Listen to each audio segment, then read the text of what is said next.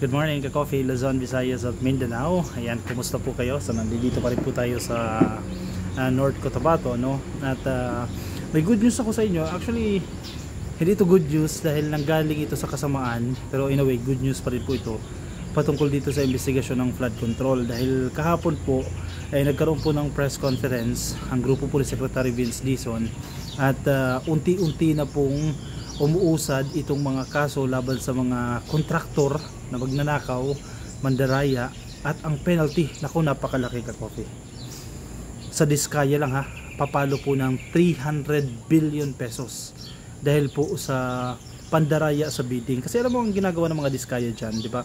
Marami siyang kumpanya, iba-ibang pangalan ng kumpanya. Tapos, halimbawa, magpapabid ang DPWH, mga kumpanya niya rin yung kasali sa bidding. So matalo man yung isa, halimbawa si company A matalo man, mananalo si company B. Sino may-ari ng company B?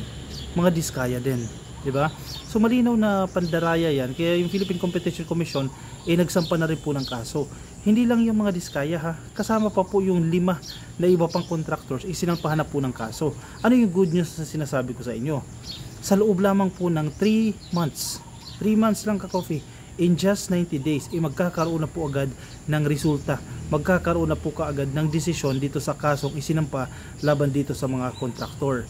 So ang punto nito, parang ngayon lang tayo nakakita na ganyan kabilis umusad ang hustisya. Sa mga nagsasabi na medyo mabagal yan, yung kaso sa mga korte, talagang matagal talaga yan, di ba? Kung ikukumpara mo yan tulad ng dinidiscuss namin sa podcast namin ng Salamat PBBM, no? Years talaga ang binibilang yan, lalo na kung mayayaman yung kalaban mo, kasi pa-delay lang yan ang pa-delay, pa-extend ng pa-extend. Pero sa mga nangyayari ngayon, ilang buwan pa lang naman yan simula pumutok itong issue ng flood control scams, marami na po ang nangyayari. Ang importante dito, ang pinakahinahabol natin dito, no, bukod sa makulong, kasi wala naman silbi na kung makulong yung mga tao na yan, sabagay di na mauulit nila yung ginagawa nila, importante mabawi. Yun yung pinaka isa sa point kung bakit kinakailangan bilisan itong investigasyon na yan para mabawi yung ninakaw nitong mga tao na ito. Kasi may pera yung mga yan naka-freeze yung assets di ba? Halimbawa si mga Diskaya, di ba? Naka-freeze yung assets. Kung lalabas dun sa investigasyon ng Philippine Competition Commission lumabag talaga sila at ganito yung penalty. Kung yung sinasabi ni Secretary Vince, kung yung 300 billion pesos na penalty na yan, makukuha natin sa assets yan. O ibenta yung building niya dyan sa Pasig. Lahat ng sasakyan ibenta. Kahit yung na-acquire niya ng legal, ibenta yan para mabayaran itong ninakaw niya. 300 billion ito ka-coffee, penalty lang yan. Pakita ko sa inyo ka-coffee. Kasi ang tindi nito, 300 billion pesos, halaga ng penalties na posibleng mabawi po ng gobyerno. O yes, makukulong. Definitely makukulong ito mag-asawang Diskaya. Pero kailangan natin makuha yung resources. Kailangan mabawi po yan ng gobyerno. Dahil po yan sa pandaraya sa bidding para makuha ang 1,214 na kontrata. O teka, nasa GMA News yan Grabe ha, napakadaming kontrata. Kasi nga, nire-rig nila sinisindikato nila yung bidding Ewan ko kung nakita nyo na ito ka-coffee, itong screenshot na yan. Pinost ko kasi yan kahapon sa aking Facebook page Imagine mo, simula 2016 hanggang 2015, ilang taon po yan? 9 years po yan. Yung mga kumpanya ng Diskaya nakakuha ng 1,214 projects. Legal legal sa papeles. Nakuha nila sa papeles, legal yan Ano pa yung hindi, di ba? 1,214. Imagine mo 9 years lang, 1,214. I-divide natin yan kung ilang projects sa isang taon yan. 1,414 divided by 9, 134 projects on average ka-coffee. On average sa isang taon meron silang 134 projects. Ganyan ba kalaki yung kumpanya ng mga Diskaya? Imposibleng walang ghost projects dyan. Hindi ganyan kalaki ang kumpanya ng Diskaya. Sabihin nila magsa-subcon yan. Yes, ginagawa nila yung subcon, pero paano mo matatapos on average 134 projects in just a year? Tinalo mo pa yung mga Mega World, tinalo mo pa yung San Miguel, tinalo mo pa yung malaking corporation. Talagang may lokohan talaga, may sindikato talaga. Alam mo kung magkano yung amount niyan? 77.9 billion pesos. 77.9 billion pesos. Sabihin natin kalahati lang dyan yung naibigay sa gobyerno. Kasi may mga ginagawang projects din naman talaga. Let's assume kalahati 77 yan. Sabihin natin 35 lang. 35 na punta sa gobyerno. almost 40,000 nakapunta lang sa mga diskaya at sa mga kasabwat nila. Ganyan ka halang ang kaluluwa nito mga to. At ang estimated penalty is 300 billion pesos. Mas malaki pa tuloy sa project cost. Pagdusahan ninyo yan kasi yung assets nila ngayon kayang-kaya nila 300 billion pesos. Maliit lang yan sa dami ng kanilang ninakaw.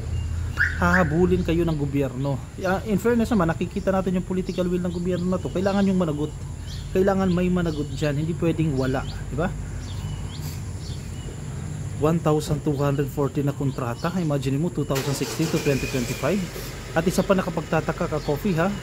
Nung unang umaten siya sa hearing, yung dinala siya ni Marcoleta, ito mga diskaya, dyan sa House of Representatives, sa Senado, no? Pag unang pagpunta niya dyan, wala siyang binabanggit noong 2016. Bakit niya finifilter yung sinasabi niya? Bakit pilit niyang nililihis na pag-usapan ng mga projects na nakuha nila noong 2016? Ipanahon ni Tatay Digong yan. Isamantalang inconsistent yan sa mga nauna niya sinabi na they started having contracts with DPWH 2016, and then ngayon finifilter nila. Ako, Marcoleta, isa din yan sa dapat mong ipaliwanag. Anyway, nababash ka na dyan, diba? Nakukutya ka na dyan dahil sa pagpoprotekta sa mga diskaya, dahil malinaw naman talaga malinaw na panahon ni Digong na mayagpag yung mga diskaya na yan, yung 300 billion na yan. Meron pa, ha, si Diskaya mismo yung nagsasabi sa Senado na ang kanyang mga kumpanya mismo ang naglalaban-laban sa bidding. Correct, umamin na mismo yan, diba? Yung tulad ng sinasabi ko sa inyo kanina, lahat pag-aariya ng mga diskaya, no? Nung araw nga, kahapon, anong petsa ba kahapon? October 3, 12 po na kaso na bid rigging ang isinampa ng Philippine Competition Commission laban sa 5 kontraktor. Ito yung mga manloloko rin ng mga kontraktor, no? Wawaw, naku po, kilala nyo yung Wawaw Builders, yung lalaking medyo mataba tapos may magandang asawa. IM Construction, yung SYMS o yung Sims Construction, St. Timothy at Sunwest Construction na may kabuong halaga ng penalty na 2.3 billion pesos. Yung Sunwest, ito yung kay Zaldico. Bagamat sa papeles, hindi siya kanya nakapangalan dahil nakadivest siya, pero malinaw naman na sa kanya yan, no? 2.3 billion pesos ang penalty. Isang kaso kada kontrata, meaning the more contracts na nakuha ng kontraktor mula sa nilutong bidding, the more kaso ang haharapin ng mga tiwaling kontraktor. Kaya siguro ganyan umabot ng 300 billion pesos. Kasi per kontrata yung parusa O kung 1,214 yung contracts na nakuha ng mga diskaya, medyo malaki-laki yung penalty niya talaga. Imagine mo ba naman yun? Pagkadami na yan. At ang sinasabi po ng Philippine Competition Commission, 3 buwan lang ay madidesisyon na ang kaso. In fairness, PCC, very good, at least magpapakita gilas kayo at you're heeding the call, no, ng ating presidente na mabigyan agad ng hustisya ito. Parami ang mabilis na nababawi ng gobyerno mula sa mga maanumalyang flood control projects. Exactly. Yun naman ang importante. Kaya naman binulgar ng ating presidente yan kasi maraming nawalang resources sa gobyerno. Magnakaw kayo sa iba. Sa ibang bansa kayo magnakaw. Gastusin nyo dito sa Pilipinas. Bahala na kayo, mabitay kayo doon makulong. Pero huwag dito sa Pilipinas kasi mahirap na nga tayo Actually, hindi pala tayo mahirap Developing country tayo. Sasamantalahan nyo pa. Pag sasamantalahan nyo pa yung mga resources ng taong bayan, diba? Hindi na kayo naawa sa mga biktima ng baha. Dahil yung flood control projects, okay lang kumita Kasi negosyo yan Yung mga contractor, kikita talaga kayo dyan. Pero yun to the point na gagawin yung ghost, wala nang makikita ang taong bayan. Nikatiting na concrete, wala ka na makikita dyan. Talagang talamak na talaga yan. Sobra-sobra na yan. Diba? Walang masamang kumita kasi negosyo yan May mga tao kang pinapagastos, may overhead expenses ka, may logistics kang ginagastosan, may mga permits kang binabayaran. Okay lang kumita kasi parte nga ng negosyo yan. Pero to the point na magiging ghost projects na yan, wala na makikita ang taong bayan, billions of pesos na yan at pinaghahati-hatian na ng sindikato nyo yan. Hindi na tama yun. Diba? Maling-mali na yung ginawa ninyo. At hindi kayo tatantaran ng presidente. Again, presidente po presidente ang nagsiwalat nitong mga flood control projects sa mga pilit na naglilihis kasi sinasabi ng ilang mga dilis si presidente daw po ang mastermind dito, no? In fact, binagre-reserve pa nila si presidente dahil hindi raw po nabibigyan ng hustisya itong flood control projects. Just to remind you, no, ang presidente ang nagbulgar nito sa kanyang State of the Nation address at hindi natapos doon sa pagbubulgar. Sunod-sunod na po yung ginawa niya. 'di ba? Nag-utos siya na bumuo siya ng Independent Commission for Infrastructure, in-inspection niya itong napakaraming mga flood control projects na palyado at yung budget process, inamyendahan yan. Talagang hindi na kayo lulusot ngayon. Importante dito, yes, medyo magulo ngayon, medyo maingay, pero okay na yan kaysa tahimik, no, tapos ninanakawan tayo. Ang importante sa mga susunod na taon, kahit iba ng presidente, hindi na mangyayari ulit ito at hindi na, mawawala yung pondo ng taong bayan at pupunta lang sa wallet ng iilan. In fairness, nasimulan natin ito. Sana mapatibay pa itong foundation, magkaroon ng higpitan ng mga batas sa paano ba yung mga proseso para hindi mabilis na nanakaw ang pera ng taong bayan. O ka-coffee, komento po ang inyong opinion, reaksyon dyan sa comment section, no, para mabasa po ng iba nating mga ka-coffee.